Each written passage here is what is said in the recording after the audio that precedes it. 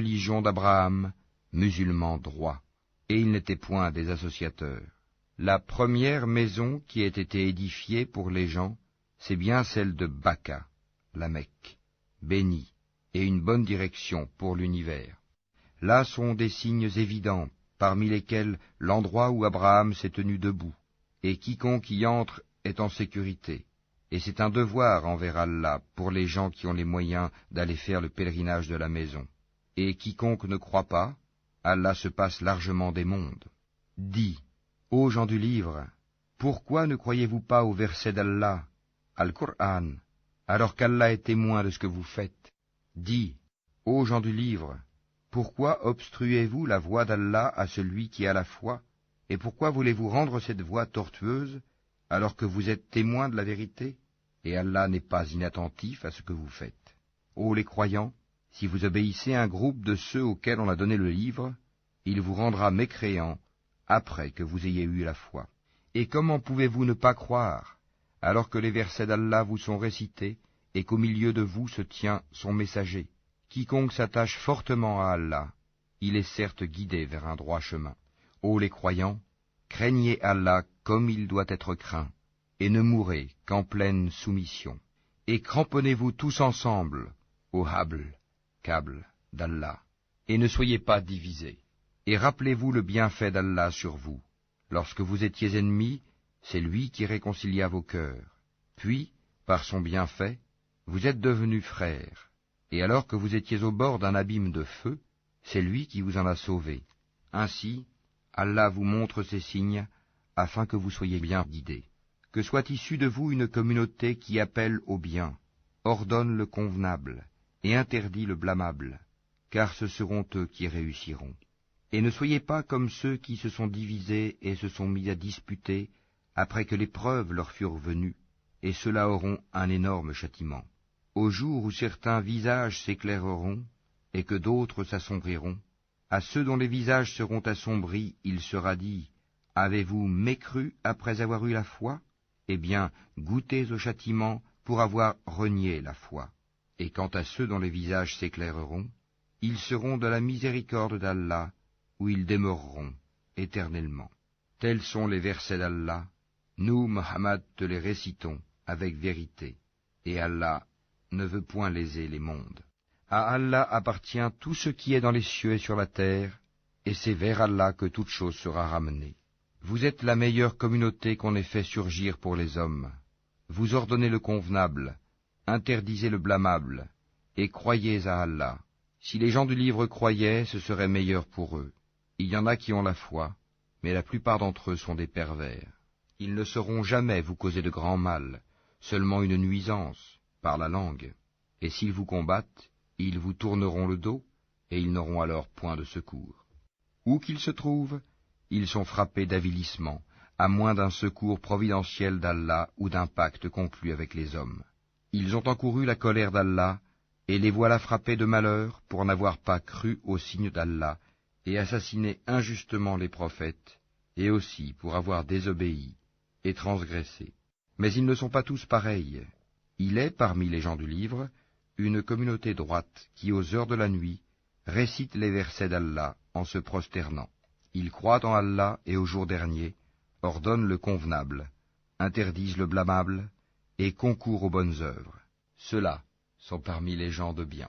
Et quelque bien qu'ils fassent, il ne leur sera pas dénié, car Allah connaît bien les pieux. Quant à ceux qui ne croient pas, ni leurs biens ni leurs enfants ne pourront jamais leur servir contre la punition d'Allah, et ce sont les gens du feu. Ils y demeureront éternellement. Ce qu'ils dépensent dans la vie présente ressemble à un vent glacial qui s'abat sur un champ appartenant à des gens qui se sont lésés eux-mêmes et le détruit. Car ce n'est pas Allah qui leur cause du mal, mais ils se font du mal à eux-mêmes. Ô les croyants, ne prenez pas de confidents en dehors de vous-même, ils ne failliront pas à vous bouleverser. Ils souhaiteraient que vous soyez en difficulté. La haine, certes, s'est manifestée dans leur bouche, mais ce que leur poitrine cache est encore plus énorme. Voilà que nous vous exposons les signes, si vous pouviez raisonner. Vous, musulmans, vous les aimez, alors qu'ils ne vous aiment pas, et vous avez foi dans le livre tout entier. Et lorsqu'ils vous rencontrent, ils disent Nous croyons. Et une fois seuls, de rage contre vous, ils se mordent les bouts des doigts. Dis, mourrez de votre rage. En vérité, Allah connaît fort bien le contenu des cœurs. Qu'un bien vous touche, ils s'en affligent. Qu'un mal vous atteigne, ils s'en réjouissent. Mais si vous êtes endurants et pieux, leur manigance ne vous causera aucun mal. Allah connaît parfaitement tout ce qu'ils font. Lorsqu'un matin, Mohammed, tu quittas ta famille pour assigner aux croyants les postes de combat, et Allah est audient et omniscient.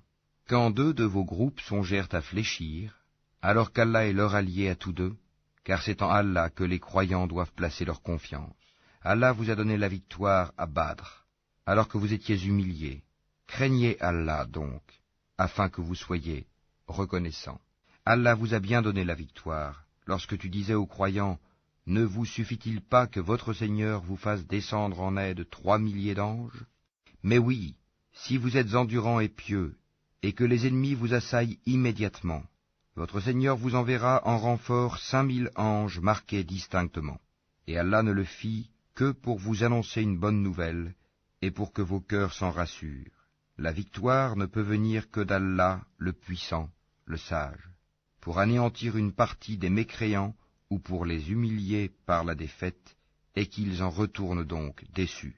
Tu n'as, Mohammed, aucune part dans l'ordre divin, qu'Allah accepte leur repentir en embrassant l'islam, ou qu'il les châtie, car ils sont bien des injustes.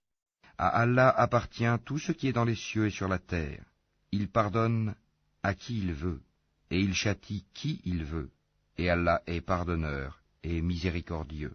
Ô les croyants, ne pratiquez pas l'usure en multipliant démesurément votre capital, et craignez Allah afin que vous réussissiez, et craignez le feu préparé pour les mécréants, et obéissez à Allah et aux messagers, afin qu'il vous soit fait miséricorde, et concourez au pardon de votre Seigneur, et à un jardin, paradis, large comme les cieux et la terre, préparé pour les pieux, qui dépensent dans l'aisance et dans l'adversité, qui dominent leur rage et pardonnent à autrui, car Allah aime les bienfaisants.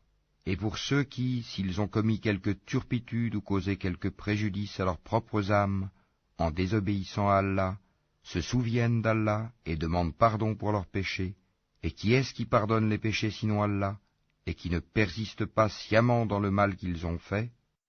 Ceux-là ont pour récompense le pardon de leur Seigneur, ainsi que les jardins sous lesquels coulent les ruisseaux, pour y demeurer éternellement. Comme est beau le salaire de ceux qui font le bien. Avant vous, certes, beaucoup d'événements se sont passés. Or, parcourez la terre, et voyez ce qu'il est advenu de ceux qui traitaient les prophètes de menteurs. Voilà un exposé pour les gens, un guide et une exhortation pour les pieux. Ne vous laissez pas battre. Ne vous affligez pas alors que vous êtes les supérieurs, si vous êtes de vrais croyants. Si une blessure vous atteint, pareille blessure atteint aussi l'ennemi. Ainsi faisons-nous alterner les jours, bons et mauvais, parmi les gens, afin qu'Allah reconnaisse ceux qui ont cru, et qu'il choisisse parmi vous des martyrs. Et Allah n'aime pas les injustes. Et afin qu'Allah purifie ceux qui ont cru, et anéantisse les mécréants. Comptez-vous entrer au paradis sans qu'Allah ne distingue parmi vous ceux qui luttent et qui sont endurants? Bien sûr, vous souhaitiez la mort avant de la rencontrer. Or vous l'avez vue, certes, tandis que vous regardiez. Mohammed n'est qu'un messager, des messagers avant lui sont passés. S'il mourait donc, ou s'il était tué, retourneriez-vous sur vos talons? Quiconque retourne sur ses talons ne nuira en rien à Allah, et Allah récompensera bientôt les reconnaissants.